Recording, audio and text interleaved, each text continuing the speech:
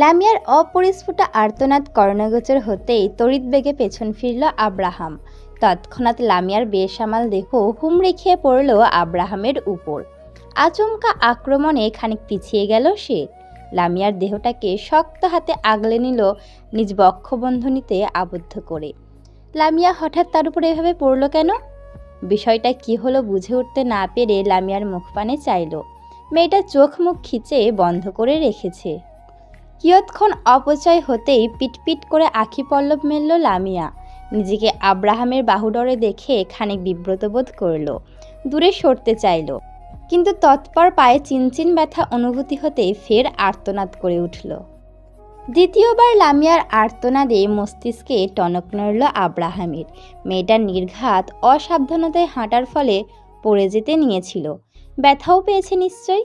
কি হয়েছে বুঝতে পেরে চারপাশে জহুরি নজরে পরখ করে নিল আব্রাহাম। তাদের হতে কিছুটা দূরত্বেই একটি বেঞ্চ পাতা রয়েছে। সময় অপচয় করল না আব্রাহাম। লামিয়াকে নিজের সাথে আগলে নিয়ে এগিয়ে গেল সেদিকে। লামিয়াকে ধীরে বসিয়ে দিল বেঞ্চে, নিজে হাঁটু গেড়ে বসল লামিয়ার সামনে। কতটুকু ব্যথা পেয়েছে তা দেখার জন্য হাত বাড়ালো লামিয়ার পায়ের উদ্দেশ্যে। আব্রাহামকে নিজ পায়ে হাত দিতে দেখে বাধা দিতে চাইল লামিয়া, কিন্তু তার বাধা সম্পূর্ণ উপেক্ষা করে অগ্নিদৃষ্টি তাক করল আব্রাহাম। চুপসে গেল লামিয়া। আব্রাহাম নিজ কাজে মন বসালো। লামিয়ার পা উঠিয়ে রাখলো নিজের হাঁটুর উপর। পা হতে খানিক বোরকা সরাতেই উন্মুক্ত হলো লামিয়ার ফর্সা পা। যেখানটায় বাড়ি লেগেছে সেথায় এতক্ষণে লাল বর্ণ ধারণ করেছে। ডান পায়ের সর্বশেষ আঙুলটায় আঘাত লেগেছে বেশি, খানিক রক্তক্ষরণ হচ্ছে সেখান থেকে। ব্যাস, এতটুকু দেখেই আব্রাহামের মাথায় আগুন জ্বলে উঠল। মেয়েটা এত বেখেয়ালি কেন? দেখে শুনে হাঁটতে পারে না? নিজের বেখেয়ালির জন্য পায়ে কি বাজেভাবেই না ব্যথা পেয়েছে। কটমট করে চাইল লামিয়ার দিকে, ধমকে উঠল তৎক্ষণাৎ। চোখ কি কপালে নিয়ে ঘুরিস? দেখে হাঁটতে পারিস না? চোখ যদি ব্যবহার করতে নাই জানিস তাহলে চোখ খুলে ব্যাগে রেখে দে, ফাজিল কোথাকার। এমনিতেই ব্যথায় চোখে পানি জমেছিল, এখন আবার আব্রাহামের ধমক খেয়ে তা টলমল করে উঠল। যে কোনো সময় বর্ষণের ন্যায় লামিয়ার চোখ হতে ঝরে পড়তে পারে। লামিয়ার এই ভাষা ভাষা আঁখি যেন আব্রাহামের রাগে আগুনে ঘি দেওয়ার মতো কাজ করল। গর্জে উঠল আব্রাহাম, দাঁতে দাঁত পিষে বলল, চোখ থেকে এক ফোঁটা পানি পড়ুক, তারপর দেখ আমি তোর। আতঙ্কিত হলো লামিয়া। এই লোকের কোনো ঠিক নেই, সত্যি সত্যি কানের নিচে একটা দিয়ে দিতে পারে। এমনিতেই এখন তার রাগ সপ্তম আকাশে ঠেকেছে। ভয়ার্ত লামিয়া নিজের চোখে আসা পানি মুছে ফেলল তড়িঘড়ি করে। ভীত চোখে চেয়ে রইল আব্রাহামের দিকে। লামিয়া হতে দৃষ্টি সরালো আব্রাহাম, পাটাকে নাড়িয়ে ভালো করে পরখ করে নিল। যখন বুঝল আঘাত ব্যতীত কোনো মোচ পায়নি, তখন স্বস্তির নিঃশ্বাস বেরিয়ে এলো। খুব সাবধানতার সাথে নিজ পকেট হতে সাদা রঙের একটি রুমাল বের করে আশেপাশে তাকিয়ে পানির সন্ধান চালালো। কিছুক্ষণ খোঁজার পর পার্কে একটি পানির কল পেয়ে দ্রুততার সহিত এগিয়ে গিয়ে রুমাল ভিজালো। এরপর আবার ফিরে এলো লামিয়ার কাছে। পানি দ্বারা রুমালটিকে হালকা ভিজিয়ে নিয়ে ধীর হাতে রুমাল ছোঁয়াতে গেলেই লামিয়া ব্যথাতুর হয়ে বলতে লাগলো, আহ আহ ব্যথা পা। গর্জে উঠল আব্রাহাম। চুপ! কানের নিচে এমন একটা দেব যে ব্যথাটা সব ভুলে যাবি, বেয়াদব। নিজের গলায় রাখা বাকি কথাগুলো গিলে ফেলল লামিয়া। আব্রাহামের রামধমক খেয়ে মুখটা কাদো কাদো হয়ে গেল। মুখে অসহায়তার ছাপ ফুটে উঠেছে স্পষ্ট। তার পরিস্থিতি এমন যে না পারছে কাঁদতে আর না পারছে চুপ করে থাকতে। আব্রাহাম সযত্নে নিজের রুমালটি বেঁধে দিল লামিয়ার পায়ে। বেশ সময় নিয়ে যতটুকু পেরেছে লামিয়ার কষ্ট দূর করার চেষ্টা করেছে সে। এখন শুধু বাড়ি ফেরার আগে একবার ডাক্তার দেখিয়ে নিতে হবে। মনে মনে পণ করল লামিয়াকে সঠিক চিকিৎসা দিয়ে তারপর বাড়ির চৌকাঠ বের হবে। লামিয়ার পা তখন আব্রাহামের উরুর উপর। এবার পাটা সাবধানে নিচে রাখতে গেলে চোখ আটকে গেল লামিয়ার নির্মল পায়ে জলজল করা স্বর্ণের পায়েলে। সোনালি রঙের পায়েলটা যেন এই ফর্সা উন্মুক্ত পাকে আরো আকর্ষণীয় করে তুলছে। আব্রাহাম এক ধ্যানে চেয়ে রইল সেদিকে। লামিয়ার পায়ে পড়া এই পায়েল আব্রাহামের দেওয়া। চুন্নি লামিয়াকে ধরার জন্য তার ষষ্ঠদশী জন্মদিনে এই পায়েল জোড়া উপহার হিসেবে দিয়েছিল আব্রাহাম। চুন্নিই তো লামিয়া, চোরের স্ত্রীবাচককে তো চুন্নিই বলে। আর লামিয়া একটা মহাচোর, সে এই কঠোর আব্রাহামের মন চুরি করেছে। এটাতে কি তাকে চোর বলা দোষ? না, উল্টো এই চোরকে শাস্তি দেওয়া উচিত। কিন্তু আব্রাহাম তো কোনো শাস্তি দিতে চায়নি, শুধু দিনে একবেলা তাকে মন ভরে দেখতে চেয়েছিল। কিন্তু এই চোর মেয়ে তার সুযোগও দিল না। আব্রাহাম বাসা থাকলে তো আসতোই না, যাও মাঝে মাঝে আসতো তাও চোরের মতো, যাতে আব্রাহাম টের না পায়। তাই এই ছোট্ট চোরকে ধরার জন্য এই পায়েল জোড়া সে নিজে পছন্দে কিনেছিল। নিজ হাতে কিনলেও মায়ের হাত দ্বারা তা লামিয়ার কাছে পৌঁছে দিয়েছিল। লামিয়ার সে 16তম জন্মদিনের পর থেকেই লামিয়া যতই চোরের মতো আব্রাহামের ঘরের দরজা পেরিয়ে নিশাতের কক্ষে প্রবেশ করত, আব্রাহাম পায়েলের সেই মিষ্টি মধুর শব্দ শুনে লামিয়াকে ঠিক ধরে ফেলত। আব্রাহামের থেকে হাজারবার পালাতে গিয়েও এই পায়েল লামিয়ার সন্ধান ঠিকই তার কাছে পৌঁছে দিয়েছে। লামিয়ার খোঁজ পাওয়ার একটা মাধ্যম হয়ে দাঁড়িয়েছিল এই পায়েল। পায়েলটি যখন কিনেছিল তখনের চেয়ে এখন লামিয়ার পায়ে যেন এই পায়েলের সৌন্দর্য বেশি ফুটেছে। পায়েলটাকে বেশ খানিকক্ষণ পর্যবেক্ষণ করে দৃষ্টিজোড়া লামিয়ার মুখপানে ফেরালো আব্রাহাম। তার ধমক খেয়ে আর ব্যথায় মুখটা কালো করে রেখেছে লামিয়া, কেমন কাঁদো কাঁদো ভাব, কিন্তু আব্রাহামের ভয়ে কাঁদতে পারছে না। দীর্ঘশ্বাস ত্যাগ করলো আব্রাহাম। পরপর অতি সাবধানতার সহিত লামিয়ার মসৃণ পা নিচে রাখল। লামিয়া জুতো পায়ে পড়তে চাইলে বাধা দিল আব্রাহাম। শটান হয়ে দাঁড়িয়ে লামিয়ার পাশে খালি জায়গাটাই বসলো। নিজের শরীরটাকে হালকা ছেড়ে আরাম করে বসলো। এরপর লামিয়ার উদ্দেশ্যে শান্ত কণ্ঠে বলে উঠল, তুই কবে বড় হবি লামিয়া? আব্রাহামের কণ্ঠ নরম, ব্যাকুলতা যেন অতি আগ্রহে লামিয়ার বড় হওয়ার প্রতীক্ষায় আছে সে। লামিয়া ঘাড় ঘুরিয়ে চাইল আব্রাহামের পানে। লোকটার মুখে কেমন যেন অসহায়ত্ব ফুটে উঠছে। লামিয়া চাইল সেদিকে। নিজের কাঁদো কাঁদো ভাবটা কমে এলো। আব্রাহামের দৃষ্টি সামনের দিকে। মনে হচ্ছে আদি যুগ ধরে কারোর জন্য অপেক্ষা করতে করতে ক্লান্ত হয়ে পড়েছে সে। মায়া লাগলো লামিয়ার। নিজ দৃষ্টি সরিয়ে নুইয়ে ফেলল। মিনমিনিয়ে উত্তর দিল, আমি তো বড়ই। আব্রাহাম চাইল না লামিয়ার মুখ পানে, কোনো প্রতিক্রিয়া দেখালো না, এমনকি লামিয়ার কথার পাছে টু শব্দটিও করল না। শুধু দীর্ঘ একটা শ্বাস ত্যাগ করার আওয়াজ হলো। লামিয়াও চুপ রইল। কিছুক্ষণের মধ্যেই নিস্তব্ধতা ছেয়ে গেল চারপাশে।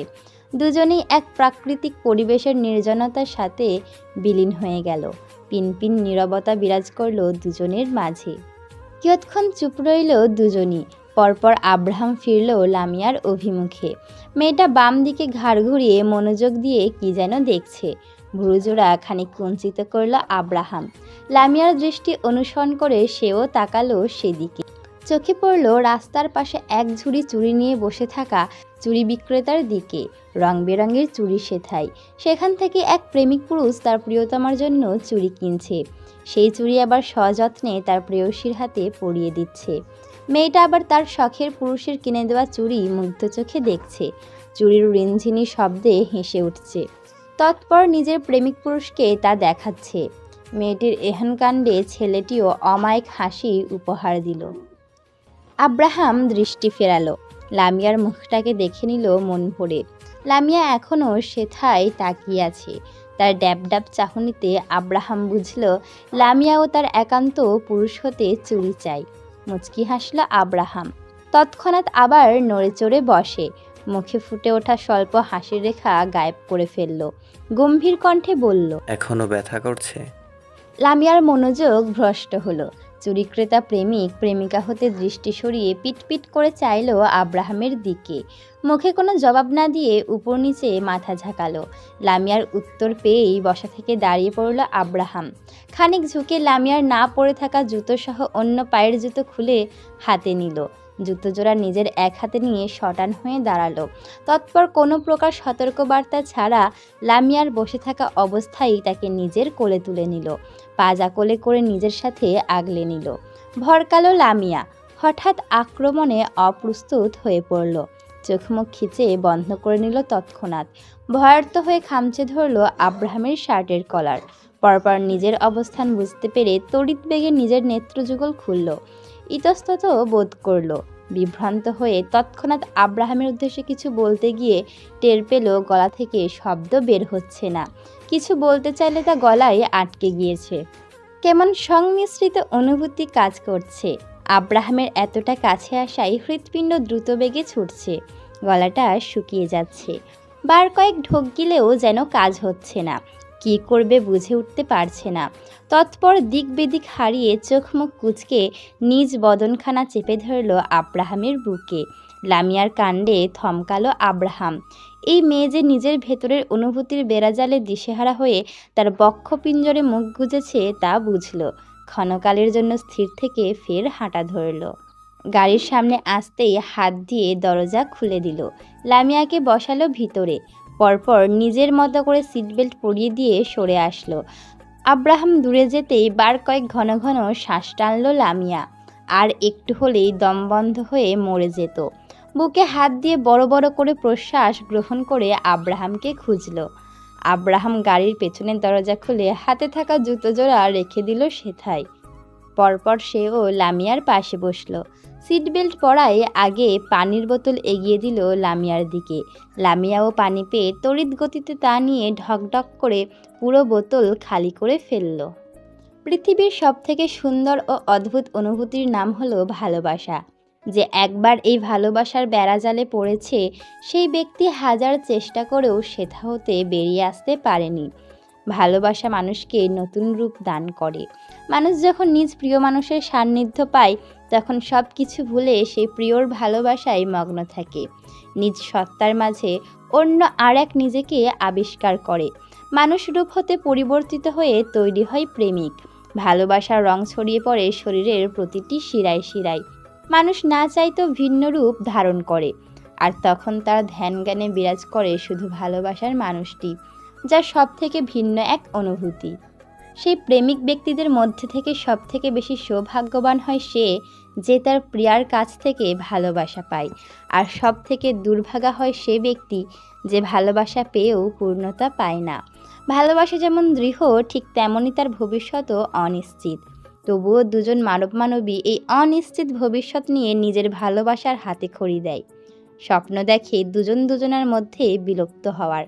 যেমন এখন নিশাদ দেখছে নিজ প্রেমিক পুরুষ হতে ভালোবাসা পেয়ে। তার দৈনন্দিন জীবনে আপনজনের সাথে যোগ হয়েছে নাহিদ। নতুন নতুন স্বপ্ন বোনা শুরু করেছে তার সাথে ঘর বাঁধার গল্প করেছে, দুজন দুজনার হবার ইচ্ছে পোষণ করেছে। আজ 1 মাসেরও বেশি হয়ে গেছে নিশাত আর নাহিদ প্রেমিক প্রেমিকা নামে আখ্যায়িত হয়েছে। প্রতিদিনের অভ্যাসে পরিণত হয়েছে। অনুভূতির বহিঃপ্রকাশটা নাহিদ করলেও তাতে কোনো প্রকার দ্বিধা ছাড়াই রাজি হয়েছিল নিশাদ। ডুব দিয়েছে নতুন অনুভূতির সাগরে। নেমেছে প্রেমিক পুরুষের সাথে প্রতিটি স্বপ্ন পূরণের যুদ্ধে। ঘড়ির সূচালো কাটা গিয়ে বিঁধেছে বিকেল 4টার ঘরে। নিজ ডায়েরির নতুন পাতায় নিজ প্রেমিকের প্রশংসায় পঞ্চমুখ হচ্ছে নিশাদ। বেশ খুঁটিয়ে খুঁটিয়ে ঘটে যাওয়া বিগত 1 মাসের প্রতিটা ক্ষণ তুলে ধরছে। নিজের মনের যত আবেগ আছে তা ঢেলে কলমের কালি দ্বারা ভরিয়ে দিচ্ছে প্রতিটি পৃষ্ঠায়। লেখার মাঝেও এক চিলতে হাসির দেখা মিলছে তার মুখে। বিগত কয়েকদিনে কত শত সময়ই না কাটিয়েছে দুজনে। কত কত সুন্দর মুহূর্তের সাক্ষী হয়েছে। ভবিষ্যৎ নিয়েও স্বপ্ন বুনেছে ওরা। সেই কথাগুলোই অক্ষরের মাধ্যমে ফুটিয়ে তুলছে পাতায়। ড্রয়িং রুমের মাঝ বরাবর দাঁড়িয়ে সরু চোখে চেয়ে আছে লামিয়া। দৃষ্টি তার এক সিঁড়ি উপরে আব্রাহামের ঘরটায়। নিচ থেকে ভেতরে দেখা না গেলেও দরজা তো দেখা যাচ্ছে। আর সেথাই জহুরি নেত্রে চেয়ে আছে লামিয়া। মাঝে মাঝে আবার উকিঝুঁকি দিয়ে বোঝার চেষ্টা করছে আব্রাহাম আছে কিনা। কিন্তু উপরতলা হওয়ায় চুনুপুটির মতো দেহ নিয়ে লামিয়া কিছুই বুঝতে পারছে না। বেশ খানিকক্ষণ ধরে উকি দেওয়ার পরেও সেই মহাশয়ের কোনো খোঁজ পাচ্ছে না ও। এখান থেকে দেখা কষ্টসাধ্য। তবুও লামিয়া হার মানবে না। লামিয়া চাইলেই আব্রাহামের দরজার সামনে গিয়ে উকি দিতে পারে, এমনকি তাকে মন ভরে দেখতেও পারে। কিন্তু অতীতের কথা ভেবে আর সাহস করে যেতে পারছে না। কয়েকদিন আগেই বার কয়েক আব্রাহামের ঘরে উকি দিতে গিয়ে তাকে হাতে নাতে ধরেছিল আব্রাহাম। তারপর আব্রাহামের তেরা তেরা কথা দ্বারা লামিয়া লজ্জিত বোধ করেছিল। মুখে না বললেও তাকে বেহায়া নামে আখ্যায়িত করেছিল।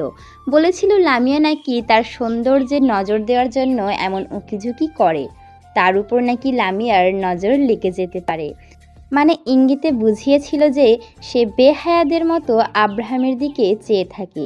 কি সাংঘাতিক ব্যাপার! এত সুন্দর সুন্দর জিনিস রেখে লামিয়া কেন তার দিকেই নজর দিতে যাবে? পরপর ভাবল, আব্রাহামের দিকে তাকাবে না তো কার দিকে তাকাবে? এই কয়দিনে লামিয়াও উপলব্ধি করতে পেরেছে যে সে খুব বাজেভাবে আব্রাহামের প্রেমে পড়েছে। তাই তো তার মনে আব্রাহামের জন্য এক অন্যরকম ভালো লাগা অনুভব হয়। ঠিক 1 মাস পূর্বে নিশাত যেই কথাটি বলেছিল তা যেন অক্ষরে অক্ষরে মিলে যাচ্ছে। লামিয়াও আজ চোর হয়েছে, আব্রাহামের প্রেমে চোর হয়েছে। শুধু চোর না, মাঝে মাঝে তো ডাকাতও হচ্ছে। নিজ ভাবনার মধ্যেই আবারও উকি দিল আব্রাহামের দরজার দিকে। আর যাই হোক, আব্রাহামের কাছে ধরা খেয়ে নিজেকে নির্লজ্জ প্রমাণ করতে ইচ্ছে করছে না লামিয়ার। তাই এই ড্রয়িং রুমের মাঝ বরাবর দাঁড়িয়েই আব্রাহামের খোলা দরজায় উকি দিতে হচ্ছে। ওভাবে দাঁড়িয়ে দাঁড়িয়ে কি করছিস? হঠাৎ ফাহিমা বেগমের কথায় চকিত হলো লামিয়া। পরপর নিজের পাশে ফাহিমা বেগমকে দেখে আরও একবার ভয়চঞ্চল হলো। তড়িৎ গতিতে বুকে ফু দিয়ে বলে উঠল, ভয় পাইয়ে দিয়েছিলে তো। লামিয়ার কথাই পাত্তা দিল না ফাহিমা বেগম। ঘাড় উঁচিয়ে লামিয়া যেদিকটাই চেয়েছিল সেদিকে চাইল। কি দেখছিলি এখানে দাঁড়িয়ে দাঁড়িয়ে? নিজের মতলব আড়াল করে মেকি হেসে বলল, কিছু না তো, এমনিই দাঁড়িয়েছিলাম, হে হে। ফাহিমা বেগম কণ্ঠে সন্দেহ নিয়ে শুধালো, না, কিছু তো একটা দেখছিলি। কি দেখছিলি সেটা বল। থতমত খেয়ে গেল লামিয়ার মুখটা। চোর ধরা পড়ার মতো করে বলতে লাগলো, ও কি আর দেখবো, ও, ওই ওই তো তো ও তোমাদের দেওয়ালটার রংটা কেমন পুরনো পুরনো লাগছিল, তাই ভাবছিলাম নতুন রং লাগাবার কথা বলবো। কোন রংটা ভালো লাগবে তাই বোঝার চেষ্টা করছিলাম। লামিয়ার কথার পাছে ফাহিমা বেগম কিছু বলতে চাইল, কিন্তু তৎক্ষণাৎ তাকে থামিয়ে দিল লামিয়া। কথা ঘোরানোর জন্য ঝটফট করে বলে উঠল, তুমি রান্নাঘরে কি বসিয়ে এসেছো বলো তো, কেমন পোড়া পোড়া গন্ধ পাচ্ছি। লামিয়ার কথা শুনে ফাহিমা বেগম কপাল কুঁচকালো। সতর্কতার সহিত বড় বড় প্রশ্বাস গ্রহণ করল। বাতাসের সাথে কোনো পোড়া গন্ধ না পেয়ে লামিয়ার কথার বিপক্ষে বলে উঠলেন, কই, আমি তো কোনো পোড়া গন্ধ পাচ্ছি না। আরে তুমি পাবে কি করে, তোমার না কয়েকদিন আগে ঠান্ডা লেগেছিল, ঠান্ডায় এখন মনে হয় নাকটা বন্ধ হয়ে আছে, তাই তো পাচ্ছ না। আমি কিন্তু পাচ্ছি, অনেক বাজে গন্ধ আসছে, তাড়াতাড়ি গিয়ে দেখো কি পুড়ছে। একদমে কথাগুলো বলে থামল লামিয়া। হাঁপিয়ে উঠল যেন। পরপর আবার ফাহিমা বেগমকে তাড়া দিয়ে বলল, যাও যাও। লামিয়ার তাড়া পেয়ে ফাহিমা বেগমও হাঁটা দিল রান্নাঘরের দিকে। আসলে সে তরকারি চড়িয়ে এসেছিল। যদিও সে কোনো পোড়া গন্ধ পাচ্ছে না, তবুও ছুটল রন্ধনশালায়। যেতে যেতে বলল, আয় তুই, এখানে দাঁড়িয়ে না থেকে ঘরে যা। ফাহিমা বেগমের কথা শুনল লামিয়া। বাধ্য মেয়ের মতো বলে উঠল, আচ্ছা। অপ্রত্যাশিতভাবে লামিয়া হতে উত্তর পেয়ে রান্নাঘর থেকেই ফাহিমা বেগম লামিয়ার উদ্দেশ্যে চেঁচিয়ে বললেন, তোকে বলিনি আব্রাহামকে বলেছি? ও আচ্ছা, হ্যাঁ। চমকে উঠল লামিয়া। প্রথমে কথাটি ঠান্ডা মাথায় বললেও ফাহিমা বেগমের শেষ বাক্যটি মস্তিষ্কে প্রবেশ করতেই স্তম্ভিত হলো। আব্রাহাম এখানে আছে কথাটি মাথায় আসতেই তড়িৎ বেগে পেছনে ফিরল। সাথে সাথে দৃশ্যমান হলো ড্রয়িং রুমের দরজা ঘেঁষে দাঁড়িয়ে থাকা আব্রাহাম। হাত যুগল পকেটে পুরে সদর দরজার সাথে হেলিয়ে দাঁড়িয়ে আছে সে। থতমত খেয়ে গেল লামিয়া। আব্রাহামের দৃষ্টি লামিয়াতে নিবদ্ধ। তার দিকে ভ্রু কুঁচকে চেয়ে আছে। দেখেই বোঝা যাচ্ছে অনেকক্ষণ ধরেই এখানে দাঁড়িয়ে আছে। বাহিরের পোশাক পরা, তার মানে আব্রাহাম বাসায় ছিল না, সবে বাড়ি এসেছে। আর এতক্ষণ যে লামিয়া তাকে দেখার জন্য তার ঘরে উকিঝুঁকি দিচ্ছিল, তাও কি দেখে নিয়েছে? স্থির হয়ে দাঁড়িয়ে রইল লামিয়া। আব্রাহাম এবার দরজা ছেড়ে দাঁড়ালো। হাত জোড়া এখনও পকেটে গুজে রাখা, সামনের দিকে পা বাড়াতে বাড়াতে স্বাভাবিক কণ্ঠে রান্নাঘরে কর্মরত ফাহিমা বেগমকে উদ্দেশ্য করে বলল, মা আমি রুমে যাচ্ছি, শরবতটা আমার ঘরে পাঠিয়ে দিও। কথাটা বলেই ভাবলেশহীনভাবে ঠোঁট গোলাকার করে বাঁশি বাজাবার মতো শব্দ তুলল। শীষ বাজাতে বাজাতে হাঁটা দিল নিজের রুমের দিকে। লামিয়ার কাছাকাছি আসতেই তাকে দেখেও না দেখার মতো করে পাশ কাটিয়ে চলে গেল। সিঁড়ি বেয়ে ওপরে উঠছে। লামিয়া চেয়ে রইল আব্রাহামের যাওয়ার পানে। লোকটার ভাবটা এমন যে লামিয়াকে সে এখানে দেখেইনি, আর কেমন গা ছাড়া ভাব নিয়ে চলে যাচ্ছে, আবার মুখ দিয়ে শীর্ষও বাজাচ্ছে। দেখে মনে হচ্ছে যেন মহা আনন্দে আছে। লামিয়া আব্রাহামের এহন ব্যবহারে ভড়কালো। আব্রাহাম ঠিকই দেখেছিল যে সে আব্রাহামের ঘরে উকি দিচ্ছে, তারপরেও কিছু বলল না। কি রে, তুই এখনো এখানে দাঁড়িয়ে আছিস? রান্নাঘর থেকে বের হয়ে লামিয়াকে আগের জায়গায় ঠায় দাঁড়িয়ে থাকতে দেখে কৌতূহলবশত প্রশ্ন করলেন ফাহিমা বেগম। তাকালো লামিয়া তার দিকে। আব্রাহামের মাত্র বলে যাওয়া শরবতের গ্লাস হাতে নিয়ে দাঁড়িয়ে আছেন তিনি। লামিয়ার দিকে চেয়ে একটা হাসি দিয়ে বললেন, নে ধর তো এটা। এগিয়ে এলো ফাহিমা বেগম, হাতে থাকা গ্লাসটা ধরিয়ে দিল লামিয়ার হাতে। অবাক হলো লামিয়া। আব্রাহামের আবদার করা শরবত তাকে ধরিয়ে দিয়েছে কেন, বুঝল না। কৌতূহল নিয়ে চেয়ে রইল ফাহিমা বেগমের অভিমুখে। যা তো মা, আব্রাহামের রুমে শরবতটা দিয়ে আয়। কথাটি বলেই ফাহিমা বেগম যেমন ব্যস্ততা নিয়ে এসেছিলেন, ঠিক সেই ব্যস্ততা নিয়েই আবারও রান্নাঘরের দিকে হাঁটা দিলেন। নিজ হস্তে আব্রাহামের জন্য শরবতের ঠান্ডা গ্লাসটা ধরে আব্রাহামের অত্যাধুনিক বেডরুমে দাঁড়িয়ে রয়েছে লামিয়া। চোখে মুখে কৌতূহল নিয়ে আব্রাহামের খোঁজ চালাচ্ছে। মাত্রই স্বচক্ষে দেখল আব্রাহামকে নিজের ঘরে প্রবেশ করতে, কিন্তু ঘরে এসে কোথাও দেখতে পাচ্ছে না। ঠান্ডা গ্লাসটা হাতে নিয়ে নিজের সাথে অনেক যুদ্ধ করে করে তবে এ ঘরে প্রবেশ করেছিল সে। কিন্তু এখন যখন আব্রাহামকে রুমে দেখছে না, তখন কৌতূহলে কপাল কুঁচকে এলো লামিয়ার। সে কখন থেকে এক জায়গায় দাঁড়িয়ে চারিদিকে ভালোভাবে নজর বুলিয়ে যাচ্ছে সে, কিন্তু তারপরও আব্রাহামের দেখা পেল না।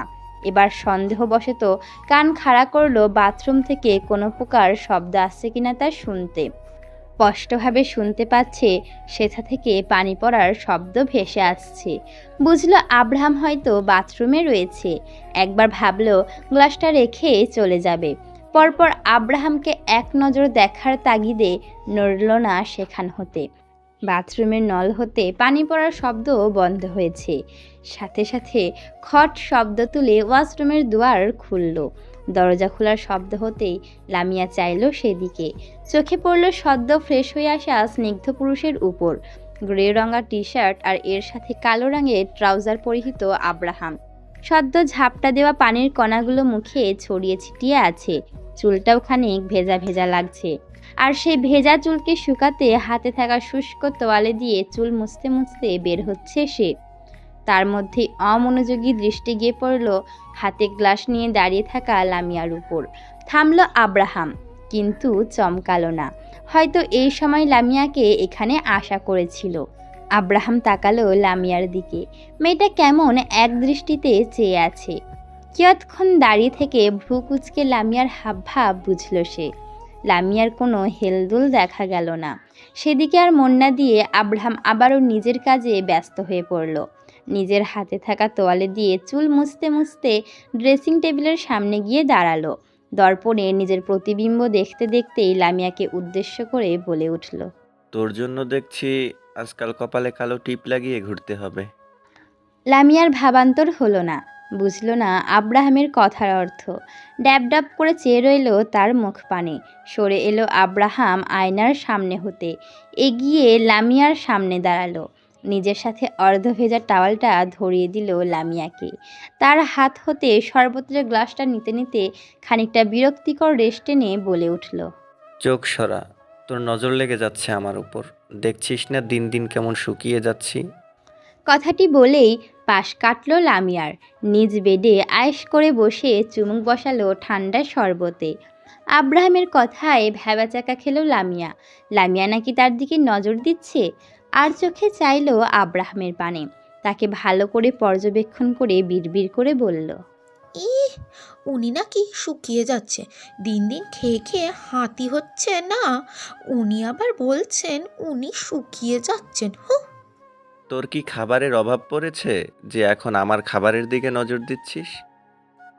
থতমত খেয়ে গেল লামিয়া। তার বিড়বিড় করে বলা কথাটাও শুনে নিল এই লোক। মুখটা কালো করে স্থির হয়ে জায়গায় দাঁড়িয়ে রইল সে। আব্রাহাম বেশ ধীরে সুস্থে শরবতটা শেষ করে খালি গ্লাসটা রাখলো বেডসাইড টেবিলের উপর। তৎপর লামিয়ার দিকে দৃষ্টি ফেরালো। তাকে তোয়ালে হাতে আগের জায়গায় দাঁড়িয়ে থাকতে দেখে ভ্রু বাঁকালো আব্রাহাম। লামিয়ার হাতে থাকা সামান্য ভেজা টাওয়েলটাকে ইশারায় দেখিয়ে লামিয়ার উদ্দেশ্যে বলে উঠল, ওটাকে নিয়ে এখনো দাঁড়িয়ে আছিস কেন? যা গিয়ে বারান্দায় মেলে দিয়ে আয়। আব্রাহামের আদেশ কর্ণগোচর হতেই নাক ফুলালো লামিয়া। ধূপধাপ পা ফেলে হাঁটা দিল বারান্দার দিকে। বারান্দায় তোয়ালে মেলে দিতে অগোছালো নেত্র গেল আব্রাহামের বারান্দায় থাকা বেগুনি রঙের চন্দ্রমল্লিকা ফুল গাছের দিকে। এটা আব্রাহামের পছন্দের ফুল। এই ফুলের জন্যই লামিয়া প্রথমবার আব্রাহামের থেকে রামধমক খেয়েছিল। লামিয়া ভালো করে বারান্দাটা দেখে বুঝলো এখানে শুধু এই একটা গাছই আছে। পছন্দের ফুল বলেই হয়তো সব গাছ ফেলে শুধু এই একটা গাছই নিজ বারান্দায় রেখেছে। অতি পছন্দের কারণেই হয়তো লামিয়াকে কখনো এই ফুলের আশেপাশেও আসতে দিত না সে। কি অদ্ভুত তাই না? এমন কঠিন ব্যক্তিত্বপূর্ণ লোকেরও নাকি পছন্দের ফুল আছে, তাও এতটাই পছন্দ যে তা সে ব্যতীত অন্য কাউকে ধরতে পর্যন্ত দেয় না। আমার উপর নজর দিয়ে মন ভরেনি যে এখন আমার ফুল গাছের উপরেও নজর দিচ্ছিস? আব্রাহামের শান্ত কণ্ঠ কর্ণে পৌঁছাতেই লামিয়া ঘাড় ঘুরিয়ে চাইল পিছনে। দেখল আব্রাহাম শটান হয়ে দাঁড়িয়ে রয়েছে, দৃষ্টি তার বারান্দার বাহিরে। লামিয়া এবার মেজাজ বেগড়ালো। অনেকক্ষণ ধরে এই একই কথা বলেছে লোকটা। লামিয়ার নজরের কি খেয়ে দেওয়ার কোনো কাজ নেই যে শুধু আব্রাহামের জিনিসপত্রের উপর তার লাগবে? ফুঁসে উঠল লামিয়া। আমার বয়েই গেছে আপনার ফুল গাছের ওপর নজর দিতে। কথাটি বলেই সেখান থেকে যেতে চাইল লামিয়া, কিন্তু পরপর কি মনে করে যেন থেমে গেল। আব্রাহামের অভিমুখে চাইল। আব্রাহামকে অত্যাধিক শান্ত লাগছে। দৃষ্টি তার বারান্দার গ্রিল ভেদ করে শূন্য আকাশের পানে। একবারের জন্যেও তাকায়নি লামিয়ার দিকে। একটু আগেও তো তার সাথে তেরা তেরা কথা বলছিল, তাহলে এখন হঠাৎ কি হলো? লামিয়া বোঝার চেষ্টা করলো আব্রাহামের হাবভাব, কিন্তু ব্যর্থ হলো। লামিয়াও দাঁড়িয়ে রইল আব্রাহামের পাশে। তার মুখের দিকে কিছুক্ষণ চেয়ে থেকে সেও দৃষ্টি রাখলো বারান্দার বাহিরে। কিছু মুহূর্তের জন্য চুপ থাকলো আব্রাহাম। এরপর দৃষ্টি শূন্যে রেখেই বলে উঠল, শুনলাম কলেজের কোন ছেলে নাকি তোকে ডিস্টার্ব করছে। থমকালো লামিয়া। তৎক্ষণাৎ তাকালো আব্রাহামের পানে। সে এখনও লামিয়ার দিকে তাকায়নি পর্যন্ত। হঠাৎ করে আব্রাহামের এহেন প্রশ্নে ভরকালো লামিয়া। আব্রাহাম জানলো কিভাবে তাই বুঝল না, কিন্তু এই বিষয়ে থেকেও তাকে বেশি ভাবালো যে আব্রাহাম কি এখন মাথা গরম করবে, আবার আগের মতো তেতে উঠবে। লামিয়ার কোনো দোষ না থাকা সত্ত্বেও কি তাকে শাস্তি দিবে? কিন্তু না, লামিয়ার ভাবনার মতো কিছুই করল না। উল্টো আগের ন্যায় শান্ত কণ্ঠে আরও একটা প্রশ্ন ছুড়ে দিল। ওই সময়ে আমার ঘরে ওভাবে উকি দিচ্ছিলি কেন? বুঝল না লামিয়া আব্রাহামের এক একবার এক একটা প্রশ্নের কারণ। কি উত্তর দিবে তা নিয়ে ভাবান্তর হলো। নিজ ভাবনার মাঝেই আবারও আব্রাহামের কণ্ঠ শুনতে পেল। তুই কি আমাকে কিছু বলতে চাস? এবার চাইল আব্রাহাম লামিয়ার অভিমুখে। আব্রাহামের চোখের দিকে তাকিয়ে স্তম্ভিত হলো লামিয়া। কেমন অচেনা এক দৃষ্টি বিরাজ করছে সেই চোখে। লামিয়ার যেন ডুবে যেতে ইচ্ছে করলো আব্রাহামের আখিদ্বয়ের গভীরে। কেন জানি আব্রাহামকে নিয়ে তার সকল চিন্তাভাবনার কথা বলতে ইচ্ছে করলো। ইচ্ছে জাগলো অন্তরিন্দ্রিয়ের সৃষ্টি হওয়া সুপ্ত অনুভূতির কথা বলতে। খুব করে বলতে ইচ্ছে করলো, আমি আপনাকে অনেক কিছু বলতে চাই, আপনি কি শুনবেন আমার মনের কথাগুলো? কিন্তু মুখ হতে কথা বের হলো না। আব্রাহাম নিজের চোখের সেই অদ্ভুত চাহনি সহিত হাত বাড়িয়ে দিল লামিয়ার দিকে। স্পর্শ করলো লামিয়ার নরম গাল। আগলে নিল তা নিজের ডান হাত দ্বারা। কণ্ঠ খাদে নামিয়ে বলল, কিছু বলতে হলে বলে দে, তা না হলে আমি যদি বলতে শুরু করি তাহলে কিন্তু তুই আর কোনো সুযোগ পাবি না লামিয়া।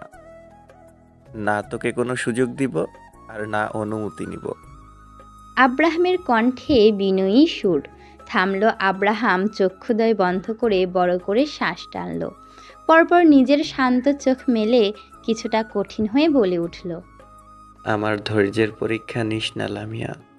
সুযোগ দিচ্ছি ব্যবহার করার, না হলে যেদিন আমার ধৈর্যের বাঁধ ভেঙে যাবে সেই দিন থেকে তোকে আর আমার ঘরের বাহির থেকে উকি দিতে হবে না। এই ঘরের ভেতর থেকেই সব কিছু দেখতে পারবি।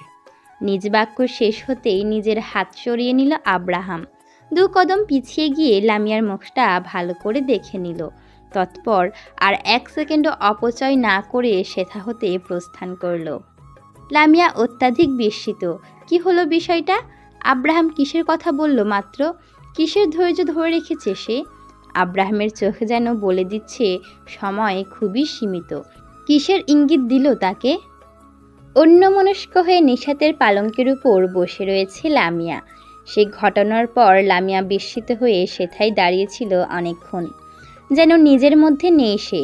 আব্রাহামের হঠাৎ সন্নিকটে আসা, তার চোখে চোখ রেখে বলা কথাগুলো যেন এক অদ্ভুত ঘোরের মাঝে ঢেলে দিয়েছিল লামিয়াকে। যখন নিজ ঘোর কাটিয়ে বেরিয়ে এলো, টের পেল তার দেহখানা ভীষণভাবে কাঁপছে। আর 1 সেকেন্ডও দাঁড়ালো না সেখানে। কম্পিত শরীর নিয়ে আব্রাহামের বারান্দা হতে বেরিয়ে এলো। আব্রাহামের রুমে না দেখে দ্রুততার সহিত বেরিয়ে গেল সে। কিছুক্ষণ আগে ঘটে যাওয়া ঘটনার কথা ভাবলেই এক অজানা ভয় জেঁকে ধরছে তাকে। কেমন যেন অদ্ভুত অনুভূতি হচ্ছে। বারবার মনে হচ্ছে আব্রাহামের বলা শেষ উক্তিগুলো কোনো হুমকির থেকে কম নয়। অন্তঃকরণে ক্ষুদ্র এক ভয়ে আভাস পাচ্ছে সে। বারংবার মনে হচ্ছে কোথাও খারাপ কিছু হতে যাচ্ছে। লামিয়াকে উদাসীন হয়ে থাকতে দেখে এগিয়ে এলো নিশাত। বেশ খানিকক্ষণ ধরে লক্ষ্য করছে মেয়েটা কেমন যেন বিষণ্ণ হয়ে রয়েছে। হঠাৎ চঞ্চল মেয়েটির বিষণ্ণতার কারণ বুঝল না নিশাত। এতক্ষণ নাহিদের সাথে ফোন আলাপে ব্যস্ত ছিল বিধায় ভালোভাবে লক্ষ্য করেনি। কিন্তু এখন যখন কথা বলা শেষে লামিয়ার দিকে ফিরে তাকে মনমরা হয়ে বসে থাকতে দেখলো, তখন খানিক খটকা লাগলো। কৌতূহল নিয়ে এগিয়ে এসে বসলো তার পাশে। নিজ হাত বাড়িয়ে হালকা করে লামিয়ার কাঁধ স্পর্শ করল। লামিয়া নিজ চিত্তে মত্ত। অকস্মাৎ নিশাতের হাত পড়ার নিজের ধ্যান হতে বেরিয়ে এলো সে। ঘাড় ঘুরিয়ে চাইল নিশাতের পানে। কি হয়েছে? এমন মনমরা হয়ে বসে আছিস কেন? লামিয়ার মিনমিনিয়ে গলায় বলা উত্তরটা মানল না নিশাত। উল্টো মেয়েটার বিষণ্ণতা মিশ্রিত কণ্ঠস্বর শুনে আরও উদ্বিগ্ন হয়ে উঠল। এই মেয়ের গলা কখনোই এমন শান্ত শোনায় না। মাঝে মাঝে যখন লামিয়ার মন বা শরীর খারাপ থাকে তখনও এর থেকে বেশি উৎফুল্লতা নিয়ে কথা বলে। তবে আজ হঠাৎ কি এমন হলো যে লামিয়ার কণ্ঠস্বর এমন শোনাচ্ছে? আরও একটু নরম হলো নিশাত। আহ্লাদি স্বরে বলে উঠল, তাহলে কি ম্যাডামের শরীর খারাপ লাগছে? নিশাতের আদুরে সুরে লামিয়া নেতিয়ে পড়ল। অনুভব হলো কান্নার দলা পাকিয়ে গলদেশে হাজির হয়েছে। তার অন্তরিন্দ্রিয়ে বারবার ইঙ্গিত দিচ্ছে খারাপ কিছু ঘটতে যাচ্ছে। মনটা খুব কুড়াক গাইছে। নিজ মনের আশঙ্কা আর ভীতি নিয়ে নিশাতের গা ঘেঁষে বসল সে। নরম হয়ে নিশাতের ঘাড়ে নিজের মাথা এলিয়ে দিল। নিশাত নিজের কাঁধে লামিয়ার মস্তকের উপস্থিতি টের পেয়ে পরম যত্নে হাত বুলিয়ে দিতে দিতে বলল, কি হয়েছে আপুকে বল। লামিয়া ধীর কণ্ঠে জবাব দিল, জানি না আপু, কেন জানি মনে হচ্ছে খারাপ কিছু ঘটবে, অনেক খারাপ কিছু। তিমিরে ঘেরা পরিবেশ জানান দিচ্ছে দিনের সূর্য ডুবে এখন রাতে ঠেকেছে। সূর্য অস্ত গেছে বেশ অনেকক্ষণ হয়েছে। গভীর রাত না হলেও অন্যান্য দিনের তুলনায় চতুর্দিকে আজ একটু বেশি অন্ধকার দেখাচ্ছে। আসলেই তাই নাকি নিজ মনের অন্ধকারকে রাতের আধারের সাথে মিশিয়ে দেখছে তার ঠিক জানা নেই ফাহিমা বেগমের। নিজ কক্ষে চিন্তিত হয়ে বসে রয়েছেন তিনি। মাথায় বিন্দু বিন্দু ঘামের রেখা মিলছে। এসির কৃত্রিম বাতাসও যেন তার শীতলতা দিয়ে সে ঘাম আটকে রাখতে পারছে না। পারবেই বা কিভাবে? পরিস্থিতি এমন জায়গায় গিয়ে ঠেকেছে যে এই বাতাসও গায়ে অনুভব হচ্ছে না। নিজ ভাবনায় বিভোর ফাহিমা বেগম। সব কিছু যেন উল্টো দিকে মোড় নিচ্ছে। পরিস্থিতি বেগতিক লাগছে তার কাছে। সহজ কাজটাও এখন জটিল হয়ে দাঁড়িয়েছে যে। কিছুক্ষণ আগেও লামিয়ার আর আব্রাহামের সম্পর্কটা নিয়ে কতটাই না খুশি হয়েছিলেন তিনি। লামিয়াকে নিজের ঘরের বউ করে তুলবেন তা নিয়ে কতই না পরিকল্পনা করলেন, কিন্তু তার সব আনন্দ পরিকল্পনা ধুলোয় মিশিয়ে দিল রহিমার একটি বার্তা, যার দরুন ফাহিমা বেগমের কাছে এখন লামিয়া আর আব্রাহামের ভবিষ্যৎ নড়বড়ে লাগছে বেশ। কিয়ৎক্ষণ আগের কথা ভাবলেন তিনি। গতকাল আবারও লামিয়ার জন্য বিয়ের প্রস্তাব এসেছিল। সেই বিষয় নিয়ে কথা বলতে এসেছিলেন রহিমা। ছেলে সম্পর্কে যতটুকু জেনেছে লামিয়ার কলেজেই অনার্সে পড়ছে নাকি, সেখান থেকেই লামিয়াকে দেখে ছেলের খুব পছন্দ হয়েছে, তাই বাসায় কথা বলে প্রস্তাব পাঠিয়েছিলেন। এরপর ছেলের মা বাবা লামিয়ার ছবি দেখে তারাও বেশ পছন্দ করেছে, অনেক আবদার করেছেন লামিয়ার জন্য। ফাহিমা বেগমের কানে এ খবর আসতেই তিনি না করে দিয়েছিলেন। লামিয়াকে এখন বিয়ে দিবে না বলে ফিরিয়ে দিতে চেয়েছিলেন। ফাহিমা বেগমের কথার পাছে তারাও তাকে বেশ বোঝায়, এত তাড়াতাড়ি বিয়ে দেবার কথা বলবেন না, শুধু আংটি বদল করিয়ে রাখবে। তাতে ফাহিমা বেগম অমত পোষণ করলে তারা এ বিষয় নিয়ে ভাবতে বললেন। সময় দিল ফাহিমা বেগমকে ভেবেচিন্তে সিদ্ধান্ত নিয়ে তাদের জানাতে বলেছিল। সেই বিষয় নিয়েই একটু আগে রহিমা এসে মত দিয়ে গেছে। রহিমার মতে ছেলে ভালো এবং ভদ্র পরিবারের, জন্ম যেহেতু হয়েছে একদিন না একদিন বিয়ে দিতেই হবে। আর সে আগেও বলেছিল যে মেয়ের একটা স্থায়ী ভবিষ্যৎ করে তারপর সে নিজ গ্রামে ফিরে যাবে। মেয়েকে একটা সুরক্ষিত হাতে তুলে দিয়ে সে চিন্তামুক্ত হতে চায়। তার চিন্তাধারা মতে এই ছেলেই লামিয়ার জন্য উপযুক্ত, লামিয়াকে সুখে রাখবে। তাই সে সিদ্ধান্ত নিয়েছে লামিয়াকে এই ছেলের হাতেই তুলে দিবেন। রহিমার সিদ্ধান্তে ফাহিমা বেগম বিরোধিতা করলেও তিনি শুনলেন না। শেষমেশ উপায় অন্তর না পেয়ে লামিয়ার বয়সের কথা উঠালেন। এই কথার পাছে রহিমা একটাই উত্তর দিয়েছিল, আর 3 মাস পরে ঈদের 18 বছর, তাতে তেমন কোনো সমস্যা হওয়ার কথা না। আর তাছাড়া তারা এখনই লামিয়াকে ঘরে তুলবেন এমন তো নয়, এখন তো শুধু আন্টি বোতল করিয়ে রাখতে চেয়েছেন। আর তার থেকেও বড় কথা, আপনারা অনেক করেছেন আমাদের জন্য, আর কষ্ট দিতে চাই না আপনাদের। বাবা মরা গরিব মেয়ে লামিয়া, ওর সৌভাগ্য এতদিন আপনাদের ছায়াতলে থাকতে পেরেছে। এখন সময় হয়েছে ছায়াতল থেকে বের হয়ে নিজ পথে চলা। আর সেই পথ চলার সাথী হিসেবে আমি মিহিরকে উত্তম পাত্র মনে করি, তাই আর অমত করবেন না। আপনাদের নুন খেয়ে আপনাদের বিরুদ্ধে যাওয়ার সাহস বা সামর্থ্য কিছুই আমার নেই, তাই শেষবারের মতো লামিয়াকে নিজের মেয়ে মনে করে ওদের হাতে তুলে দিন। রহিমার এই কথাটাই যথেষ্ট ছিল ফাহিমা বেগমকে চুপ করাতে। হাজার চেষ্টা করেও ব্যর্থ হলো ফাহিমা বেগম। বুঝলো এবার রহিমার সিদ্ধান্ত দৃঢ়। ফাহিমা বেগম চিন্তিত। সব থেকে বেশি ভাবান্তর হচ্ছে আব্রাহামকে নিয়ে। অনেক কষ্টে ছেলেকে বুঝিয়েছিলেন তিনি, বলেছিলেন ধৈর্য ধরে লামিয়ার মনে নিজের জায়গা তৈরি করে তারপর তার ভালোবাসা আদায় করার কথা। লামিয়ার মনে জায়গা তৈরি করতে পারলে সে নিজে কোনো বাধা ছাড়া লামিয়াকে তার হাতে তুলে দিবেন। আশ্বাস দিয়েছিলেন তাদের ভালোবাসার পূর্ণতার। কিন্তু এখন তো আর তা হচ্ছে না। পরিস্থিতি তাদের বিপক্ষে যাচ্ছে। এত কষ্ট করে ছেলেকে বুঝিয়েছিলেন, এখন যদি আব্রাহাম তার সামনে এসে দাঁড়ায় তখন কিভাবে বোঝাবেন, কিভাবে সামলাবেন তিনি? মা, তোমার সাথে আমার কিছু কথা ছিল। নিজ ভাবনার মধ্যে আব্রাহামের কণ্ঠ শুনে চকিত হলেন তিনি। চোখ তুলে সামনে তাকাতেই আব্রাহামকে নিজ দুয়ারে উপস্থিত পেলেন। আব্রাহামের মুখমণ্ডলে অত্যাধিক শান্ত লাগছে। এক অজানা আশঙ্কায় ভীত হলেন ফাহিমা বেগম। যে ঝড় উঠতে যাচ্ছে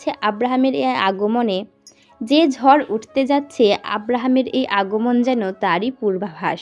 প্রস্তুত করে নিলেন নিজেকে। ছেলেকে ঠান্ডা মাথায় বোঝাতে হবে। আব্রাহামকে যদি বোঝাতে ব্যর্থ হন তবে সে নিশ্চিত এবার বড়সড় কোনো তাণ্ডব হয়ে যাবে। আর সেই তাণ্ডবের শিকার হবে ওই ছোট্ট মেয়েটি। যথাসম্ভব নিজ কণ্ঠ স্বাভাবিক রাখার চেষ্টা করলেন ফাহিমা বেগম। ওখানে দাঁড়িয়ে আছো কেন? ভেতরে এসো। শান্ত ভঙ্গিতে এগিয়ে এলো আব্রাহাম। মায়ের মুখোমুখি দাঁড়ালো। নিজের সামনাসামনি আব্রাহামকে পেয়ে শুষ্ক ঢোক গিললেন ফাহিমা বেগম।